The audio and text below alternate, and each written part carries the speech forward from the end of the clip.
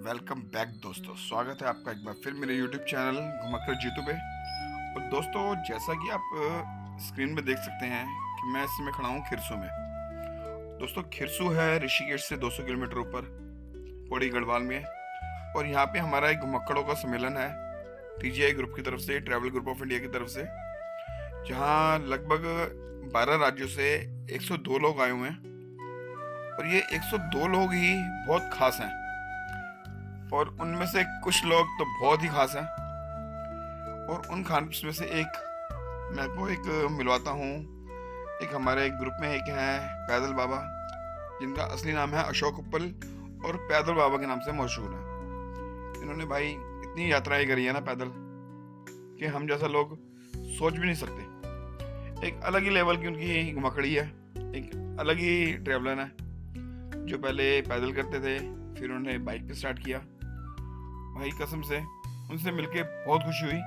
तो आओ मिलाते हैं आपको ट्रैवलर गुरु अशोक उप्पल जी से, जिन्हें दुनिया पैदल बाबा के नाम से जानती है, और हम भी उन्हें प्यार से पैदल बाबा ही कहते हैं। दोस्तों, स्वागत है एक बार फिर मेरे यूट्यूब चैनल घुमक्कर जीतू पे। और दोस्तों, सुबह मैंने आपसे एक प्रॉमिस किया था कि मैं शाम को आपको एक ऐसी शख्सियत से मिलाऊंगा जिन्होंने दिल्ली से अमरनाथ 7 बार पैदल यात्रा करी है। बिल्कुल पैदल यात्रा ही करी है, 7 बार अमरनाथ पैदल यात्रा करी है, 2 बार लद्दाख किया है, 1 बार स्पीति किया है, 1 बार मस्तान किया है, और लगभग 7-8 बार दिल्ली से हरिद्वार किया हुआ है। दुनिया उनको अशोक उप्पल जी के नाम से जानती है, और हम उन्हें कहते हैं पैदल बाबा। आप चाहें तो आप गूगल सर्च कर सकते हैं, पैदल बाबा के नाम से हम आपको उनसे मुलाकात करवाते हैं। और सर उप्पल जी, पहले तो सर ਤੁਸੀਂ पूरा इंट्रोडक्शन दो साडू ਸਾਡੀ ਟੀਮ ਦਾ व्यू ਨੂੰ, कि ਤੁਸੀਂ ਕੀ ਕਰਦੇ ਹੋ, ਕੀ ਤੁਹਾਡਾ ਹੈਗਾ ਤੇ ਕੀ ਤੁਹਾਡਾ शौक हैगा। धन्यवाद जीतू जी कि आपने अपने चैनल में मुझे इनवाइट किया। सर ये तो हमारी अपनी खुशनसीबी है कि हमें आप जैसे ये दर्शन हुए। Thank you so much. मेरा नाम अशोक उप्पल है और काफ़ी लोग मुझे पैदल बाबा के नाम से जानते हैं। मैं सर पैदल बाबा आपका नाम जो पड़ा वो कैसे हिसाब से पड़ा था, कि आपने कैसे यात्राएं शुरू करी? पैदल बाबा बेसिकली कम्युनिटी के लोगों ने ही मुझे दिया है। मैंने दिल्ली से 2 बार लद्दाख पैदल किया हुआ है, वो भी उस दौर में जब लोगों ने लद्दाख का नाम भी नहीं सुना था, जाना तो दूर की बात। सर सन 87 में दिल्ली से लद्दाख पैदल किया था, फिर सन 88 में दिल्ली से लद्दाख पैदल किया था। 87 और 88 जब सुविधाएं बिल्कुल नहीं थी, तो यहाँ से लद्दाख कितने किलोमीटर है? मैंने पहली बार किया दिल्ली से कारगिल तक 28 दिन में किया था, श्रीनगर होते हुए। सेकंड टाइम 1988 में दिल्ली, मनाली और लेह और कारगिल मैंने 42 दिन में किया था। अरे सर, आप देख रहे हैं कि क्या कह रहे हैं सर। कहने को तो हमने अपना चैनल है घुमक्कर जीतू, तो सर असली घुमक्कर आप हो, जो हमें प्रेरणा देती हो कि घुमक्कड़ी कैसे की जाती है। देखिए, जीवन में जो भी आपकी ख्वाहिशें हैं, जो भी आपके पैशन है, उसको जरूर पूरा करना चाहिए। बिल्कुल बिल्कुल बिल्कुल। पैशन को पूरा करोगे तो आपकी लाइफ बहुत अच्छे से सेट रहेगी। अगर आप संतुष्ट हैं तो आप समाज को भी अच्छा कुछ दे पाएंगे, परिवार को भी अच्छा दे पाएंगे। अगर आप ही बेचैन हैं तो आप किसी को क्या डिलीवर कर पाएंगे। बिल्कुल बिल्कुल दोस्तों, सबसे पहले आपकी संतुष्टि जरूरी है। बिल्कुल दोस्तों, मैं कई बार अपने चैनल में बोल चुका हूँ कि जिसकी मस्ती जिंदा है उसकी हस्ती जिंदा है। सर आपकी एज कितनी है बिल्कुल अभी बताइए? 56 रनिंग। दोस्तों 56 के सर हैं, और यानी कि जब आपने 88 में फर्स्ट ट्रिप किया था तो कितने साल के थे आप? 86 में मैंने फर्स्ट ट्रिप किया था, तब मैं 16.5 साल का था। 16.5 साल का एक बच्चा, बहुत बच्चा, बालिग भी नहीं है, और दिल्ली से लद्दाख जाता है, और वो भी तब जब सुविधाएं नहीं थी, बिल्कुल ना के बराबर सुविधा थी। बिल्कुल। तो सर आपको ये शौक कैसे चढ़ा, मतलब कि कैसे आपको एक दिल्ली से लद्दाख जाना है, कैसे एकदम? 1986 में पहली बार मैं कावड़ लेके आया था हरिद्वार से। पूरा महादेव एक जगह पड़ती है बागपत के पास, मेरठ के पास में। वो मैं कावड़ लेके आया था सावन के महीने में 86 के अंदर। तो उसी के अंदर मेरे को पैदल घूमने का शौक लग गया, कि मुझे बहुत अच्छा लगा। फिर उसी साल मैंने दिसंबर के अंदर 1986 में दिल्ली से वैष्णो देवी पैदल किया। अरे सर दिल्ली से वैष्णो देवी आप कितने बार कर चुके हैं? दिल्ली से वैष्णो देवी मैंने 1 बार पैदल किया है। अच्छा। दिल्ली से वैष्णो देवी हमने पैदल किया, उन दिनों वैष्णो देवी बहुत ज्यादा बर्फ गिरती थी। अच्छा। तो हम मैदानी इलाकों के बच्चे, और एकदम बर्फ देख के हम तो पागल हो गए, और हमने कहा कि ये तो यार इतनी ज्यादा बर्फ गिर रही है। हम जोर जोर से वहाँ चिल्लाने लगे। उसी टाइम हमें वहाँ का एक लोकल बंदा मिलता है, कहता बस इतनी सी बर्फ देख के आप पागल हो गए, आपने बर्फ देखने तो श्रीनगर जाओ, लद्दाख जाओ, वहां से आपको लद्दाख जाओ। भाई लद्दाख क्या चीज है, लद्दाख भी देख लेते हैं। क्योंकि देखो, टीनेज ऐसी एज होती है, वो किसी को भी कुछ नहीं समझता। बिल्कुल बिल्कुल, वो अपने आप को फंडे का समझता है। ये चीज बाद में हमारा भरम बाद में टूटा कि कितनी ज्यादा मुश्किलें में उसमें चुनौती हमें सामना करना पड़ा। फिर हमने 87 की समर में चलना स्टार्ट किया, निक्कर और टी शर्ट के अंदर। अच्छा जी। तो उससे में तो आपको इतनी नॉलेज भी होगी कि वहाँ पे कुछ नॉलेज नहीं थी, एटमॉस्फेयर है, क्या क्या परेशानियां आई कुछ होंगी तभी उसमें। तो निक्कर और टी शर्ट में चलना स्टार्ट किया था। हमें तो कुछ भी जानकारी नहीं थी। वही उस टाइम एक प्रिंटेड मैप मिला करते थे जिसमें स्टेट का मैप होता था हाँ, कि बिल्कुल इस शहर के बिल्कुल। बाद वो शहर है, इसके बाद वो शहर है। कोई जानकारी जितनी मिलती थी, ना कोई चैनल होते थे, ना इंटरनेट तो था ही नहीं, कहाँ से जानकारी मिलनी थी। तो जो भी जानकारी मिलती थी बस वालों से मिलती थी, ट्रक ड्राइवर से मिलती थी, इनसे मिलती थी, या लोकल गांव वालों से पूछ पूछ के चलते थे।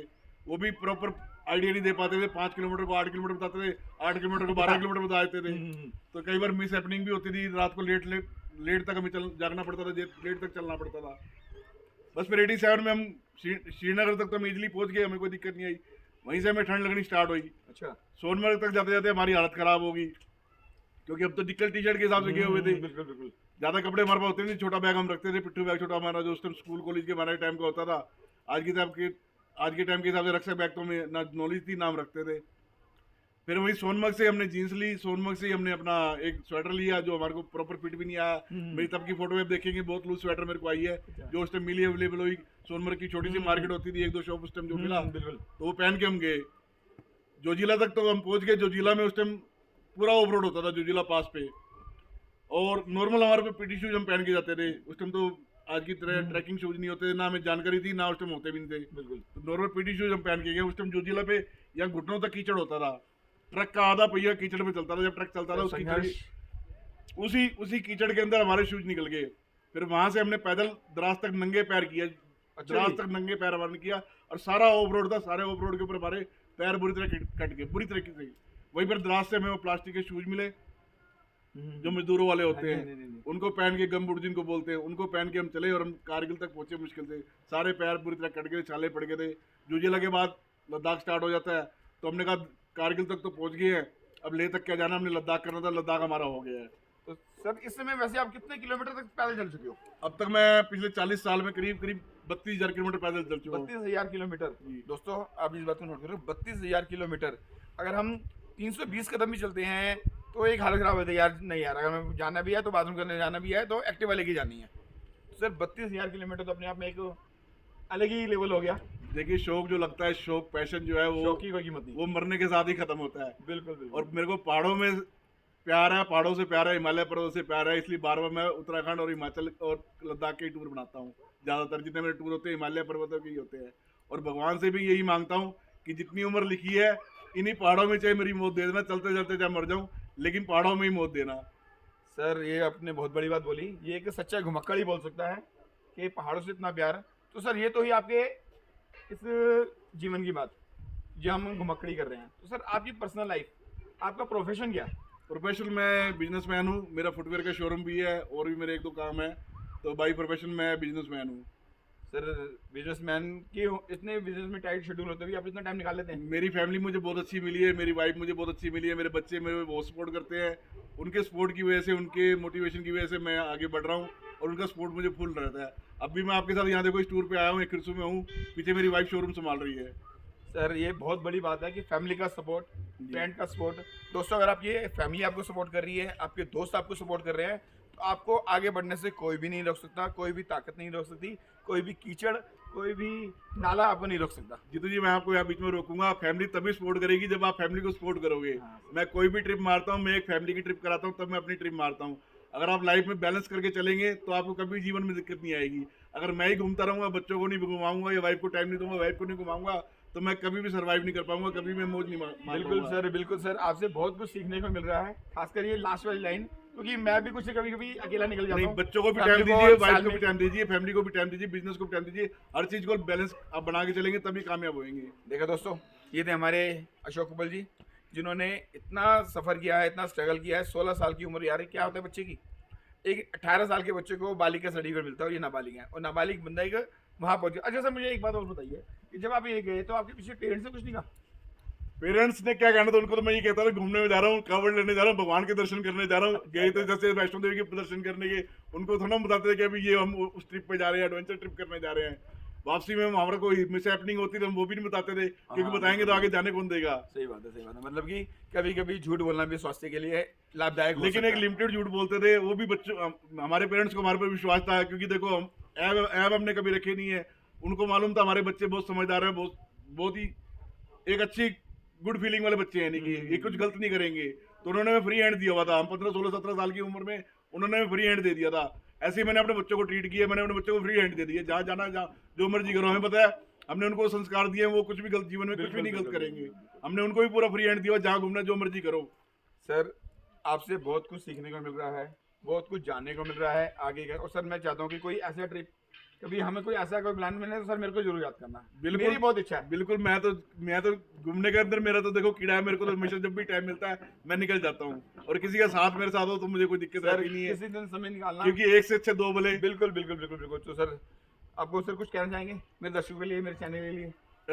जीतू भाई जो है बहुत अच्छा काम कर रहे हैं, प्लीज इनके चैनल को और ज़्यादा सपोर्ट कीजिए।